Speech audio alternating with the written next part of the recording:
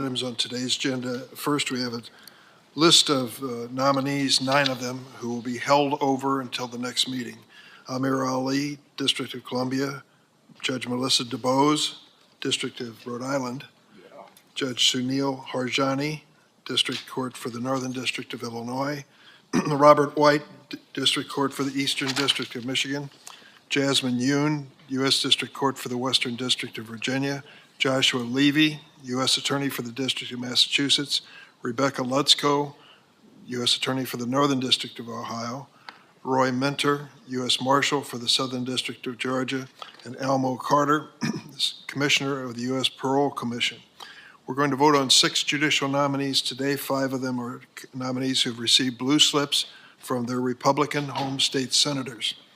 I want to thank President Biden, along with Senators Lee, Romney, Fisher, Ricketts, Cornyn, Cruz, Barrasso, and Lummis for their bipartisan commitment to fill these vacancies. I'll now turn to Ranking Member Graham for opening remarks. Thank you, Mr. Chairman. I also would like to thank our senators working with the White House to get these nominees through the committee. I appreciate that very much. Today, President Biden's going to the border. Former President Trump's going to the border. I think we all know why they're going to the border. The border is an absolute national security nightmare. Senator Cornyn's from Texas. He knows it probably better than anybody else, Senator Cruz. So just for a few minutes here, the bipartisan bill on the supplemental, the immigration bill, appreciate the effort, a lot of good things in it. We had one cloture vote, then we moved on to the aid package for Ukraine, Israel, and Taiwan. What's been missing, Mr. Chairman, is a committee-driven process to try to find common ground to see if we can move the ball forward on a broken immigration system. In 2008, I believe it was, 13, I can't remember, I've been so many of these bills, the Gang of 8, whenever that was, we had markup in committee, dozens, probably hundreds of amendments, a couple of weeks on the floor. I voted for the product, so did you. I stand behind that product, but the point is, we had a chance for this committee to kind of lead the Senate on immigration. We produced a product and went to the floor and it was amended heavily. I would recommend we try to do that. The president's current and former president are going to the border for a reason. On May 15th, 2023, the House passed H.R. 2. It's been over here with no action for a very long time. So I would urge you, Mr. Chairman, to take that bill or the Senate bipartisan bill or any bill you'd like, bring it to the committee and let's have a debate within the committee to see if we can pass something on immigration and send it to the floor and allow our colleagues to have a say so that we can kind of go back to the normal way of doing business in terms of trying to fix an immigration problem. And maybe the best example lately of why we need to do something is the death of Miss Laken Riley, beautiful young lady at the University of Georgia who was killed jogging. And everyone is presumed innocent in this country until proven otherwise. But the person being charged with her horrible death came to this country illegally and was paroled. Now, again, that person's entitled to a fair trial. We'll see what the system in Georgia does. But we do know this. We do know the person who's been charged with that crime came over in 2022 illegally at the border and received parole. What I want is an analysis of his case. Here's the law. The DHS Secretary may, on a temporary basis, as conditions may warrant, on a case-by-case basis, parole people in the United States based on 2 factors: urgent humanitarian reason, significant public benefit. So the gentleman that was charged with his murder, he was paroled. Secretary Mayorkas told me at an appropriations hearing, if I have his testimony, I'll enter it into the record, ask him, when somebody's paroled, is there an individual analysis required by law performed on each case? And he said yes. So what I want, and I hope the committee will back me up here, is an analysis in this case. What were the factors that led to him being paroled? Is there a written record? Is there an analysis that we can look at? I think you owe it, quite frankly, to the country. I wrote a letter to DHS that I will submit to the record. I'm expecting an answer. I think the family of Ms. Riley certainly deserves an answer. I think everybody in the country certainly deserves an answer. So our parole system was addressed in the bipartisan bill, but not in a way that was sufficient in my view. I, along with others, tried to make sure that DHS granted parole on a case-by-case basis with an individual analysis. Here's where we stand on parole in the Biden administration.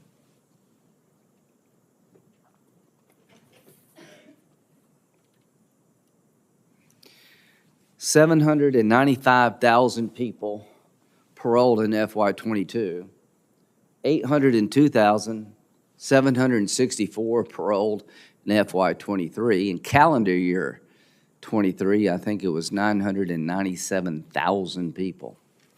How does that compare with past presidents?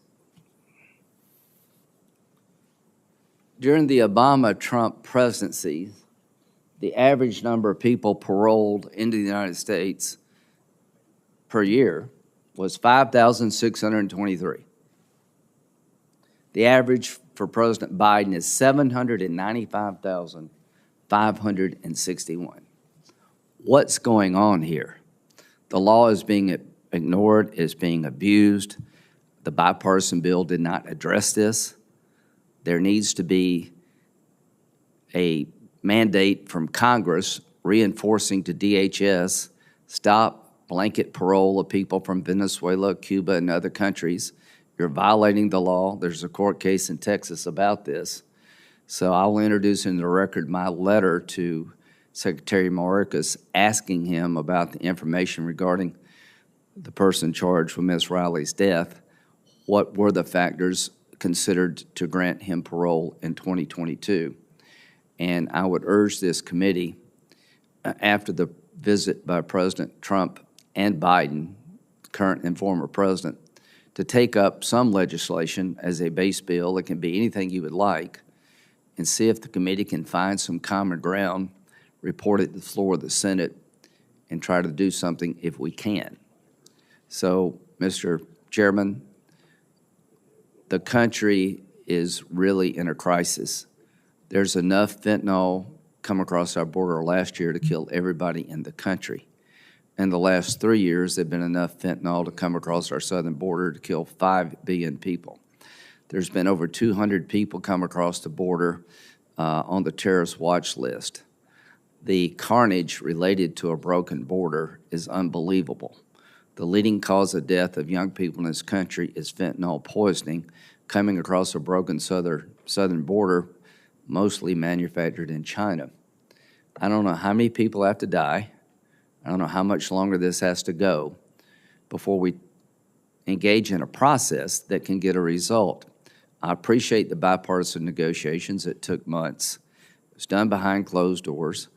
It's now time to have an open debate about how to fix a broken immigration system to try to save some lives if we can, and show the country that we can work together to fix a problem that I think deserves a solution.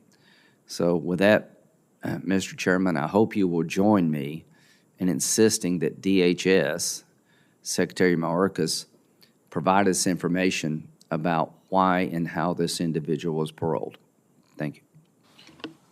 Let me say at the outset that in terms of this horrible case involving the person who was killed, we will, of course, make available to every member of the committee access to that information that helps them understand the case.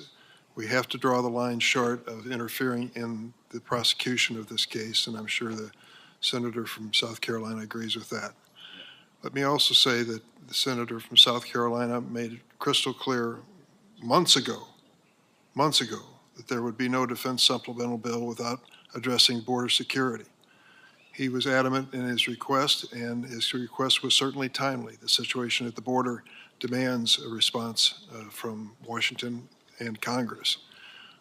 And as a result of his position, making it known here on Capitol Hill and across the country, there was established a bipartisan group to write a bill on border security. The Republicans insisted, and rightly so, that they wanted their own spokesman on that group, James Lankford of Oklahoma. I know James Lankford personally. I think all of us do, and respect him.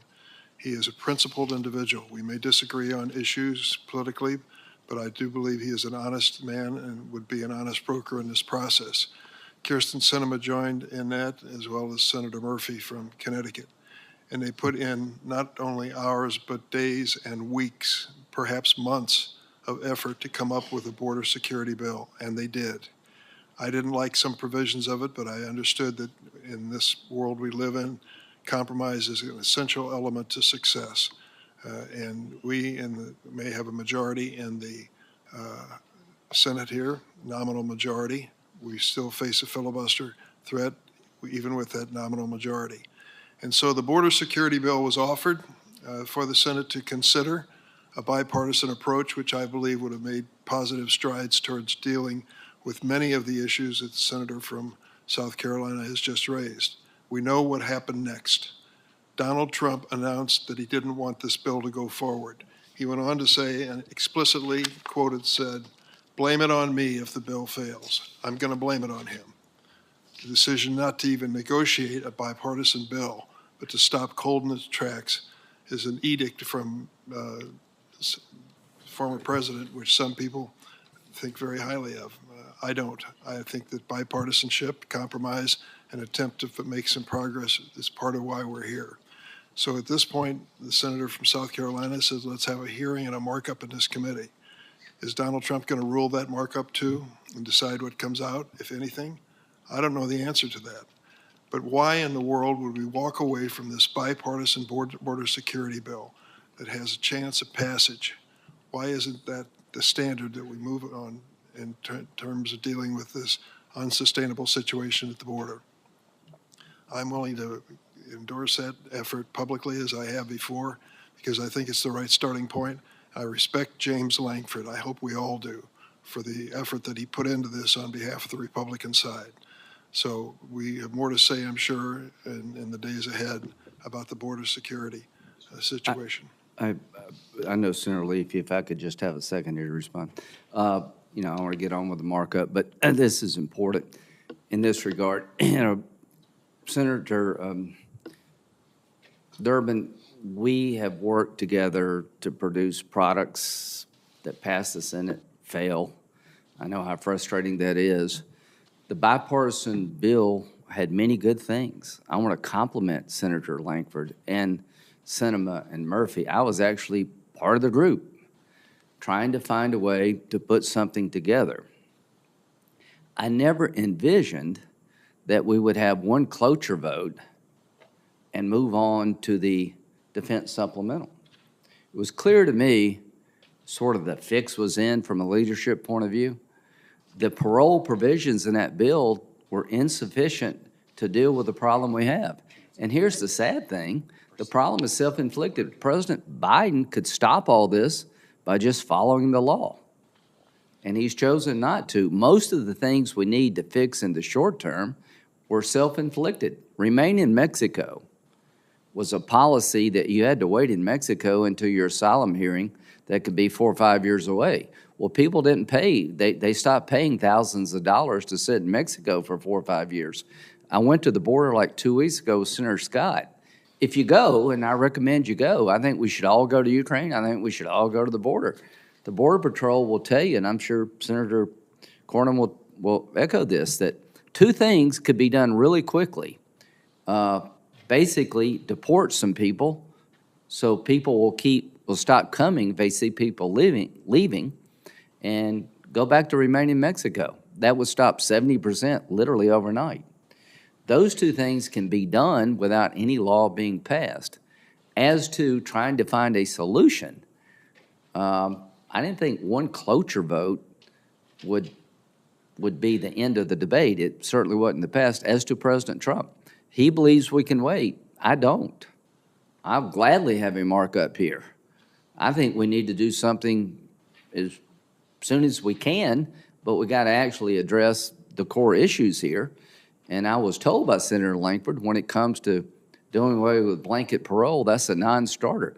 30,000 people a month to parole from 4 countries under the current system without any individual basis. I'd like to have a chance to do something about that problem. If you don't, you're not going to fix the problem. So I'll end where I began. Let's use the committee like we've done in the past. Let's try something new and different. As to whether President Trump would support the product, I don't know. But I know this, the committee's a pretty capable group. If we can find some common ground here among this crowd, then I think you got something to work with. So, Senator, I'm more than happy to entertain whoever wants to speak on this issue because of its importance. Can I suggest that we call the business of the committee and then Sure. stay? Absolutely. Is that all right? All right. Sure. First is Judge Anne Marie McGiff Allen, nominated to the U.S. District Court for the District of Utah. Does anyone seek recognition on her behalf? Senator Lee. Thank you, Mr. Chairman. I introduced Judge Allen at our hearing, and she performed amazingly, consistent with her record as a judge, as a jurist, as a public servant, and as a great Utahn, born and raised. I can't say enough good things about her. I'm honored to have been a part of this, to have recommended her to President Biden. I thank President Biden for nominating her. I intend to vote for Judge Allen today, and I hope each of you will join me. Thank you. On favorably reporting the nomination of Judge Allen to be U.S. District Judge for the District of Utah, the clerk will call the roll. Mr. Whitehouse. Aye. Ms. Klobuchar. Aye by proxy. Mr. Coons. Aye. Mr. Blumenthal. Aye. Ms. Hirono. Mr. Booker. Aye. Mr. Padilla. Aye. Mr. Ossoff. Aye. Mr. Welch. Aye. Ms. Butler. Aye. Mr. Graham. Aye. Mr. Grassley. Aye. Mr. Cornyn. Aye. Mr. Lee. Aye. Mr. Cruz. Aye by proxy. Mr. Hawley. Aye. Mr. Cotton. Aye by proxy. Mr. Kennedy. Aye by proxy. Mr. Tillis. Aye by proxy. Mrs. Blackburn. Aye by proxy. Chair Durbin. Aye. Chair Durbin, on this vote, the ayes are 21. There were no nays. The nomination will be favorably reported to the floor. Next is Judge Susan Bezos to the U.S. District Court for the District of Nebraska. If no one seeks recognition, the clerk will call the roll. Mr. Whitehouse. Aye. Ms. Klobuchar. Aye by proxy. Mr. Coons. Aye. Mr. Blumenthal. Aye. Ms. Hirono. Mr. Booker. Aye. Mr. Padilla. Aye. Mr. Ossoff. Mr. Welch. Aye. Ms. Butler. Aye. Mr. Graham. Aye. Mr. Grassley. Aye. Mr. Cornyn. Aye. Mr. Lee.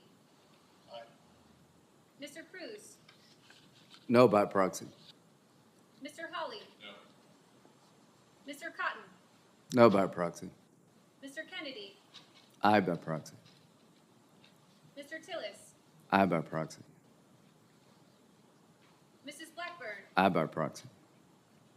Chair Durbin. Aye. Chair Durbin, on this vote, the ayes are 13. The nays are 3. The nomination will be favorably reported to the, 18 to 3. The nomination will be favorably reported to the floor. Next is Ernest Gonzalez, nominated to the U.S. District Court for the Western District of Texas. If no one seeks recognition, Senator Cornyn. Mr. Chairman, let me just be very brief. You'll remember that Mr. Gonzalez is a 30-year-plus experienced prosecutor and somebody magnificently qualified for this position. He also is the embodiment of the American dream. His parents were farm workers, came to this country from Mexico in order to seek a better life. And he is, in addition to his background and his professional qualifications, he was a product of a consensus by the Federal Judicial Evaluation Committee appointed by Senator Cruz and myself, and that is composed of the best lawyers in the state of Texas on a bipartisan basis. So we're happy that we were able to work with the White House to recommend this outstanding nominee, and I look forward to supporting his nomination. Thanks, Senator. Unfavorably reporting the nomination of Ernest Gonzalez. The clerk will call the roll. Mr. Whitehouse. Aye. Ms. Klobuchar. Aye by proxy. Mr. Coons. Aye. Mr. Blumenthal. Aye. Ms. Arono. Mr. Booker. Aye. Mr. Padilla. Aye. Mr. Ossoff. Aye. Mr. Welch. Aye. Ms. Butler. Aye. Mr. Graham. Aye. Mr. Grassley. Aye. Mr. Cornyn. Aye. Mr. Lee. Aye. Mr. Cruz. Aye. Mr. Hawley. Mr. Cotton. Aye by proxy. Mr. Kennedy. Aye by proxy. Mr. Tillis. Aye by proxy. Mrs. Blackburn. Aye by proxy. Chair Durbin. Aye. Chair Durbin, on this vote, the ayes are 20, the nays are 1. The nomination will be favorably reported to the floor. Next is Judge Kelly Rankin, nominated to the U.S. District Court for the District of Wyoming. If no one seeks recognition, the clerk will call the roll. Mr. Whitehouse. Aye. Ms. Klobuchar. Aye by proxy. Mr. Coons. Aye. Mr. Blumenthal. Aye. Ms. Arono. Mr. Booker. Aye. Mr. Padilla. Aye. Mr. Ossoff. Aye. Mr. Welch. Aye. Ms. Butler. Aye. Mr. Graham. Aye. Mr. Grassley. Aye. Mr. Cornyn. Aye. Mr. Lee. Aye. Mr. Cruz. Aye by proxy. Mr. Hawley. Mr. Cotton. Aye by proxy. Mr. Kennedy. Aye by proxy. Mr. Tillis. Aye by proxy. Mrs. Blackburn. Thank Aye you. by proxy. Chair Durbin. Aye. Chair Durbin, on this vote, the ayes are 20, the nays are 1. The nomination will be favorably reported to the floor. Next is Judge Leon Scheidlauer, nominated to the U.S. District Court for the Western District of Texas. Does anyone seek recognition on this nomination? Mr. Chairman. Senator Cornyn. Mr. Chairman, similar to Ernest Gonzalez, Judge Scheidlauer was a product of a recommendation from the Federal Judicial Evaluation Committee, bipartisan Federal Judicial Evaluation Committee. He's a magistrate judge in El Paso and highly qualified for this position. I think he deserves unanimous support of this committee, and I would ask for each of our colleagues to vote in favor of his nomination. Thank you, Senator. On reporting the nomination of Leon Scheidlauer, the clerk will call the roll. Mr. Whitehouse. Aye. Ms. Klobuchar. Aye by proxy. Mr. Coons. Aye. Mr. Blumenthal. Aye. Ms. Arono. Mr. Booker. Aye. Mr. Padilla. Aye. Mr. Ossoff. Aye. Mr. Welch. Aye. Ms. Butler. Aye. Mr. Graham. Aye. Mr. Grassley. Aye. Mr. Cornyn. Aye. Mr. Lee. Aye. Mr. Cruz. Aye by proxy. Mr. Hawley. No by proxy. Mr. Cotton. Aye by proxy. Mr. Kennedy. Aye by proxy. Mr. Tillis. Aye by proxy. Mrs. Blackburn. Aye by proxy. Chair Durbin. Aye. Chair Durbin, on this vote, the ayes are 20, the nays are 1. Nomination will be favorably reported to the floor. We have Judge Robin Merriweather nominated to the U.S. Court of Federal Claims. If no one seeks recognition, the clerk will call the roll. Mr. Whitehouse. Aye. Ms. Klobuchar. Aye by proxy. Mr. Coons. Aye. Mr. Blumenthal. Aye. Ms. Arono. Mr. Booker. Aye. Mr. Padilla. Aye. Mr. Ossoff. Aye. Mr. Welch. Aye. Ms. Butler. Aye. Mr. Graham. Aye. Mr. Grassley. No. Mr. Cornyn. No. Mr. Lee. No. Mr. Cruz. No by proxy. Mr. Hawley. No by proxy. Mr. Cotton. No by proxy. Mr. Kennedy, No by proxy. Mr. Tillis, No by proxy. Mrs. Blackburn, No by proxy. Chair Durbin. Aye. Chair Durbin, on this vote, the ayes are 12, the nays are 9. The nomination will be favorably reported to the floor. That's the official business before the committee this morning, but as I mentioned earlier, if anyone would like to be recognized at this point, I will do so. I know Senator Lee does. One thing I forgot to mention, next Wednesday, I'm going to the floor and ask unanimous consent to bring to the floor all the bills passed by this committee on a bipartisan basis on social media. I'll give you the time and date. I'd love it if the committee would join me in that endeavor. Thank you, Senator. Senator Lee, do you seek recognition? Thank you, Mr. Chairman. Yeah, look, we do have a problem with immigration, and the problem is becoming more apparent every day. And media accounts seem to be trickling in at a steadier pace. You know, from a source no more right-wing than the Washington Post, we learned yesterday about a Maryland toddler's murder. The murder at the hands of an illegal immigrant. Really is tragic. Tragic just as the murder of Laken Bradley. It was tragic. Just as it's tragic that we've seen just in the last 4 or 5 days alone instances of rape and murder, very often rape and murder involving children from illegal aliens. Now, when people come into our country, we don't know who they are. We don't know what background they have. We have to assume, we should assume, that they might be fleeing another country under circumstances in which they're not welcome in that country. We know that because many of them are. We know that there are some countries who, in recent years, have been actively, let's just say, encouraging some of their most unsavory characters to leave their country, and in some cases expelling them, knowing that they may well end up in the United States after paying many, many thousands of dollars to drug cartels that are being enriched to the tune of tens of billions of dollars every year, smuggling human traffic and with it a lot of drug traffic into the United States. So when we admit people without knowing who they are, we shouldn't act all that surprised when there's a disproportionate crime rate among that cohort. This isn't something we can just ignore. It's something that we do need to address. Now, I also want to address the point made by the chairman a moment ago, suggesting that Republicans turned on a dime against immigration reform, against border reform, efforts to secure the border on a bipartisan basis. You know, it's true that all but 4 Republicans voted not to bring debate to a close on proceeding to some legislation attached to the Ukraine supplemental bill that had been negotiated by 2 Democrats and a Republican with some assistance from a few other colleagues.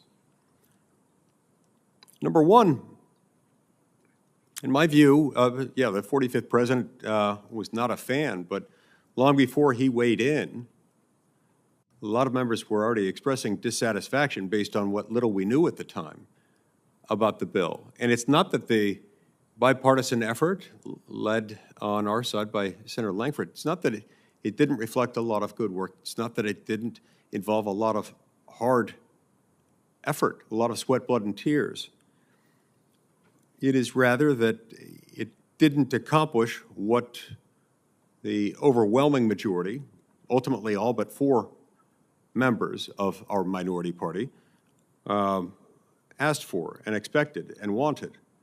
You know, it was about 3 months ago when we decided as a Senate Republican conference that given that most or all Democrats really eager to get Ukraine funding out the door, more so than Republicans, and all Republicans, I think without exception, really wanted to see the border secured, and we saw this as possibly a chance to achieve both ends, to do both of them.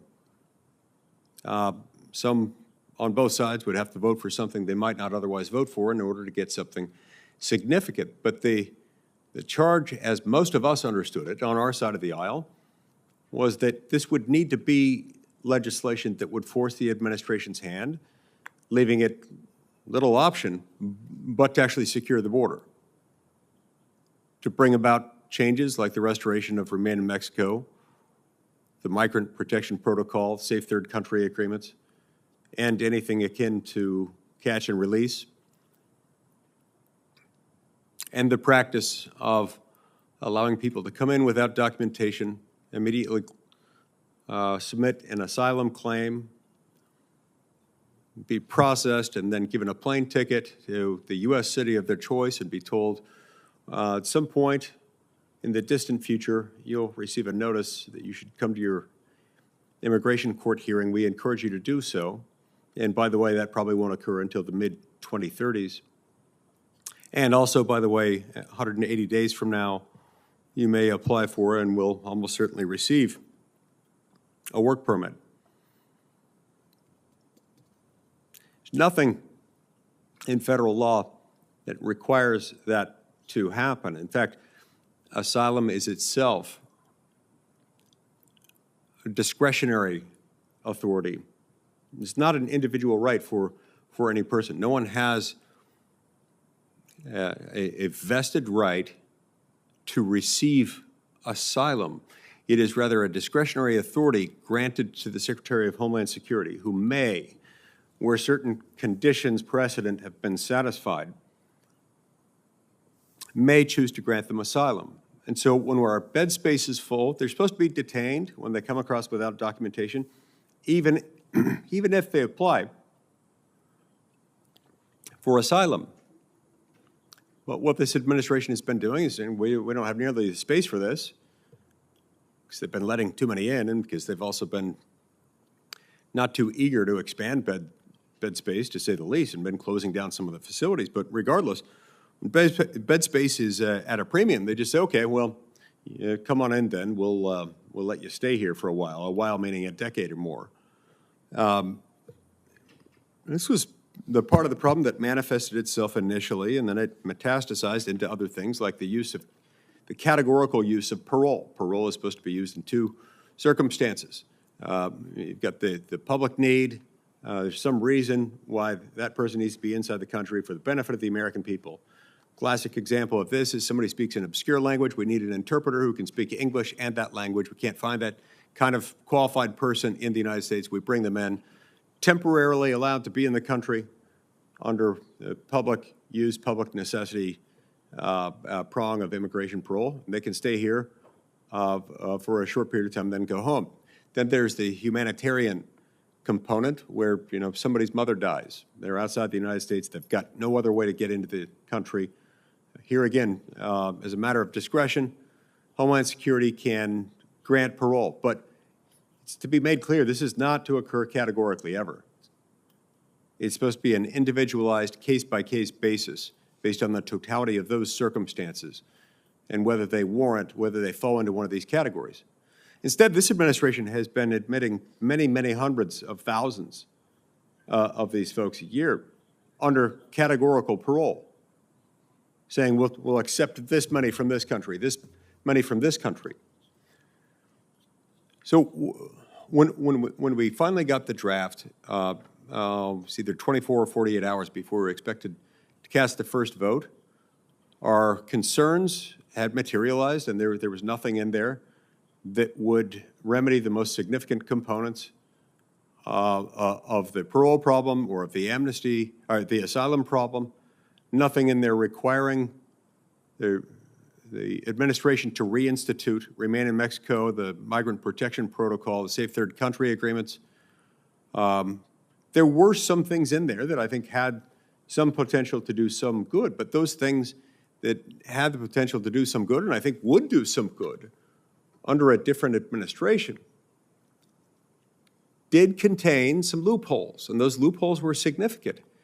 They were especially significant in the first few years, meaning if the Biden administration still didn't want to secure the border, because we know that it doesn't, because we know that it has more than enough authority to do this, then it would have done so by now. And so we weren't willing to just take that gamble. It wasn't worth it to us to spend, another $100 billion or so on a supplemental aid package in return for something that might not make that big of a difference on border security.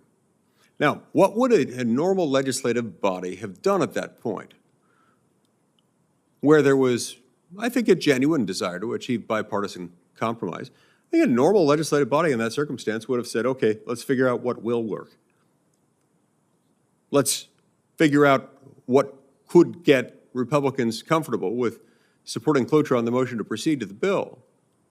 This didn't do it for them. Let's figure out whether that is. Instead, that was just brushed under the rug, notwithstanding the commitments made by Republicans to Republicans that we wouldn't move forward with this unless most of us were satisfied. It was brushed under the rug and said, that's it. So again, President Trump, yeah, he weighed in, but a lot of us were deeply concerned long before he weighed in.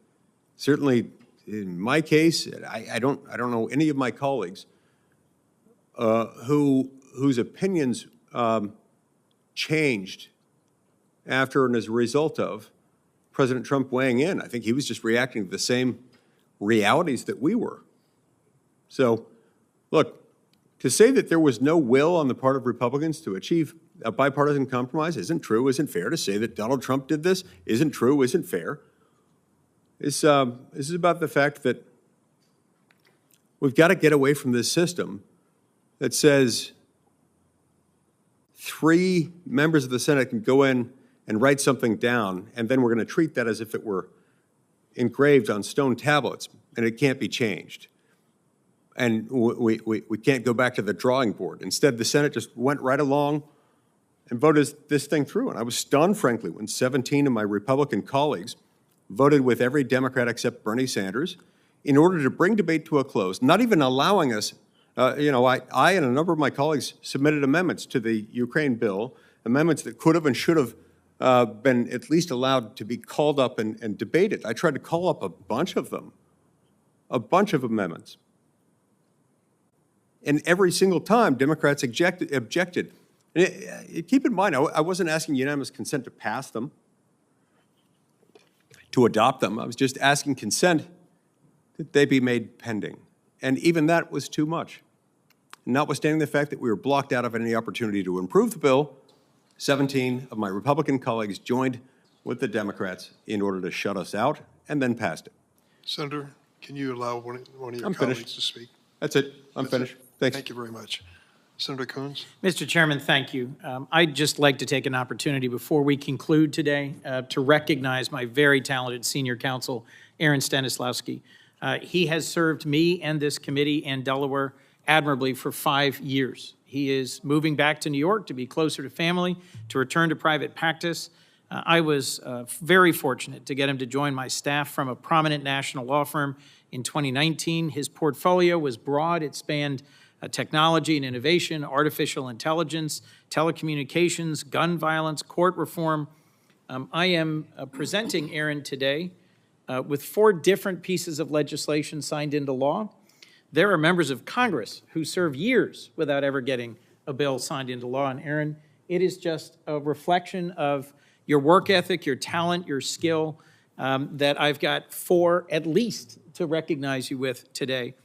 Many of these were important work products of this committee: the Bankruptcy Administration Improvement Act, the reauthorization of the Victims of Child Abuse Act, the Courthouse Ethics and Transparency Act, and one that Senator Cornyn and I worked on, the Nix Denial Notification Act, that we're both particularly proud of, that has actually literally saved lives. He also worked very hard to get the broadest bipartisan support of any district court confirmation so far, that of Jennifer Hall to the District of Delaware. He supported me through impeachments, through Supreme Court confirmations, and is frankly a model of what an attorney and a staffer should be. Creative, thoughtful, dogged, a mentor to his colleagues, and someone who contributed to some of the very best work we've done in this committee. Would you please join me in a round of applause to Aaron?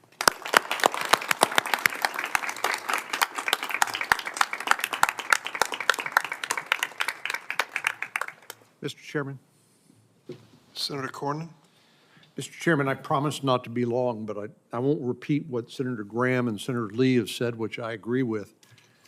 Fact of the matter is, the Biden administration has all the laws on the books that they need in order to deal with the border crisis. But I want to just remind colleagues, I'm on the Intelligence Committee with Senator Ossoff, and of course, we get briefed in the SCIF, classified materials that we can't talk about. And I want to be careful to not inadvertently talk about things that I can't talk about publicly. So I'll refer to a CBS News story which said earlier this year, U.S. officials reported a case in which a smuggler with ties to ISIS helped migrants from Uzbekistan travel to the southern border. So we know that the crush of humanity coming across the border included roughly 1.7 million gotaways. In other words, Senator Graham mentioned the people on the terrorist watch list. I think he mentioned about 200. But the administration can't tell us how many among that 1.7 million might have been on the terrorist watch list or smuggled into the United States by an ISIS operative overseas. You know, one of the things about living in Texas and being very familiar with the border situation, I can tell you it's changed over the years. And during the Biden administration, it has just gotten to be an open door. And as we were greeted in the Yuma sector, little sleepy agricultural town in southwest Arizona, the Border Patrol sector chief said, "Welcome to the Yuma sector.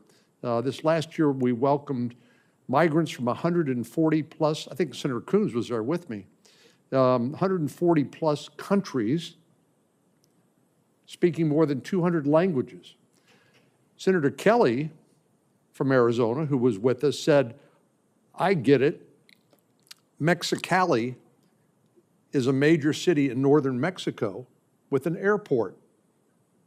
People are smuggled into Mexicali from all over the world and then literally, and I kid you not, literally Uber over to the Border Patrol and claim asylum and then are released into the interior of the United States." Well, we know the parole problem that's been described in the asylum backlog is a problem, but this open border is also a magnet for people who wish us ill. We know that on 9/11, 19 individuals killed 3,000 Americans. I just want to remind us that this 1.7 million gotaways could conceivably, I would go so far as say probably does, include people who want to commit attacks against the United States and our people. When that happens, there will be hell to pay. And I just think we ought to all be very much aware of what is at risk here, in addition to all the usual discussions about the broken border. Mr. Chairman? First line of defense, of course, on our border are the Border Patrol agents. The National Border Patrol agents endorsed the Langford bill, as did the Wall Street Journal, not necessarily a liberal organ. There's a suggestion to me that it was certainly the right starting point, if not the right end point. And I think we all come to the belief that we have to do something significant at the border. And I think that was a good starting point. Senator Ossoff.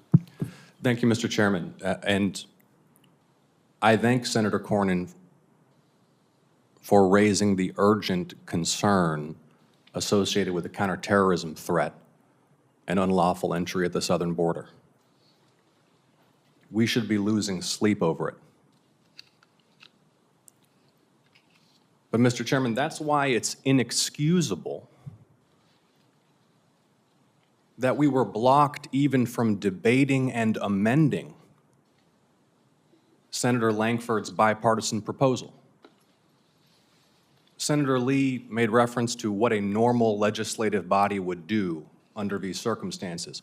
Well, a normal legislative body would proceed to debate of the bill, consider amendments, and then members would have the opportunity to block cloture on passage if the amendments were deemed insufficient. There was an opportunity to offer amendments related to parole. I'd be willing to work with you on them. There was an opportunity to offer amendments to improve the bill, to plug what's been described as loopholes. And if those amendments were insufficient, there was another vote that would have had a 60-vote threshold at which senators could have prevented progress on the bill. Instead, the Senate was not even allowed to get on the bill and debate it and consider amendments. I don't think that anyone in this body is interested right now in lectures on border security from Senate Republicans after we were prevented even from debating the legislation and considering amendments, given the urgency of the national security concerns that Senator Cornyn rightly raised today. I am one of those Democrats that for the last several years has in public criticized members of my own party for dismissing national security concerns associated with the chaos at the southern border. But the parade of excuses that we've heard this morning, trying to rationalize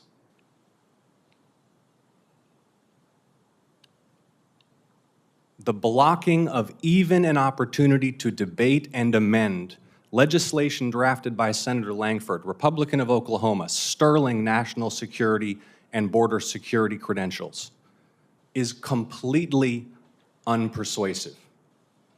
Everyone knows why we were blocked from debating and amending that bill. Presidential year politics. Everyone knows it. And I wish I respect the confidentiality of my conversations with my colleagues, so I won't make them public. But I do wish that the American public could hear some of the private conversations I had with my Republican friends in the hours before that legislation was stopped in its tracks. In the hours before the most significant prospect for the Senate acting on border security in over a decade was stopped in its tracks. Because in private, many of my colleagues openly acknowledged that it was the former president coming out against this legislation. Fear of primary challenges that motivated their vote. It had nothing to do with the substance of the underlying bill, which, again, members would have had the opportunity to amend had the debate itself not be filibustered. So let's dispense with this whole charade that the issue was substantive. If the issue were substantive, we should have gotten on the bill and considered amendments. And it could have been stopped later in the process if those amendments were deemed insufficient. Thank you, Mr. Chairman. Mr. Chairman, Senator Lee? I'd like a chance to respond. Thank you. Okay.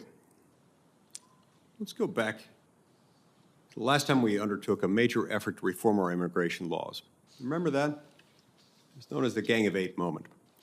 In the Judiciary Committee, we spent weeks, literally weeks, I think it was about a month, just in a markup on that bill. Well, not hearings, just in the markup itself. Immigration law is fairly complex, and you tweak one provision, it can have 12 spillover ramifications. So we wanted to be careful about how to do it. We entertained amendments. We voted on dozens and dozens of amendments. It finally passed out of committee.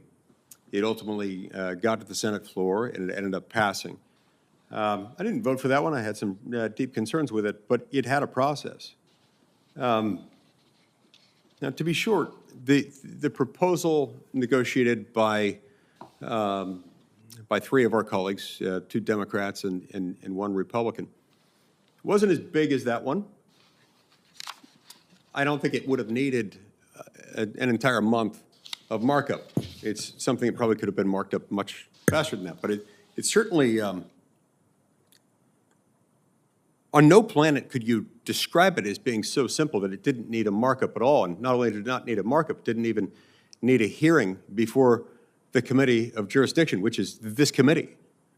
It never came before this committee at all. Instead, it was airdropped onto the senators Sunday night at 7 p.m. Eastern Standard Time, just between 24 and 48 hours before we're expected to vote on it. So, look, where there is some bipartisan consensus, this is a great way to incubate those. This is the way to incubate those. Take this to the committee where some of these ideas can be vetted and ferreted out. I think some of the problems with that bill could have and would have naturally been clarified, repaired by the time they got to the floor had we done that here.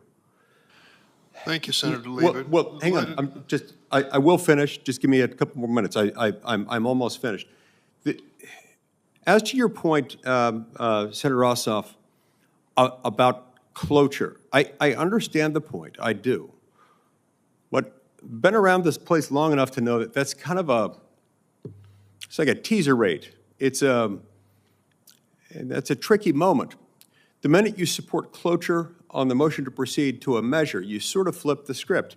Now, I often vote for cloture on the motion to proceed to a bill that I don't think it's perfect and that I couldn't vote for ultimately at that moment. But sometimes I'll vote for it anyway on cloture on the motion to proceed if I think it's sufficiently close to where it reasonably could be amended to the point I could support it. This one didn't match that. And so if you vote on cloture on the motion to proceed at that point, you're not necessarily saying kill this forever, but you're saying it's not quite ready for that. But once you do it, you're onto the bill. It has more momentum. And then it's the job of those with concerns with the measure, it's their job to then win amendment votes to remove the objectionable language. There was so much objectionable language in this. Knowing as we are that Republicans are in the minority, it would have been exceedingly difficult to win those votes. So that was our shot. And that's why it's entirely reasonable to oppose cloture on the motion to proceed to that bill and still have a desire to amend the underlying bill, the supplemental, to insert U.S. border security language into it. That's what we were trying to do. That was not unreasonable. And you may have heard from people about President Trump. Look, nobody's been in more conversations of Republican senators, all of them and every subset imaginable of them. I can tell you, if there are people for whom President Trump and presidential politics was the deciding issue, I don't know who those are. I know many, many multiples of anyone you could identify in this who had made up their minds even before he weighed in, at least based on what little they knew, and who would have made up their minds once we ultimately got the measure, again, just 48 hours before we were to vote on it. Thank you. 4 words. Former President Trump said 4 words. Blame it on me. I saw it on television. I think it's true. I don't think it was a product of AI. Blame it on me. I just have to back up what Senator Ossoff said. It's one thing to be critical of the substance of a bill. It's another thing to not even want to debate it, not even go to the bill, offer an amendment. I was in that gang of 8, and I think we considered 100 amendments in this committee. And I think Senator Sessions had another 100 that he wanted to offer. I don't know what the floor activity would have produced after we moved forward with the motion to proceed, but we never had the chance to reach it because many of the critics of that bill didn't want to debate it. I thank Senator Ossoff for the points that you've raised. Senate Judiciary Committee stands in adjourned recess.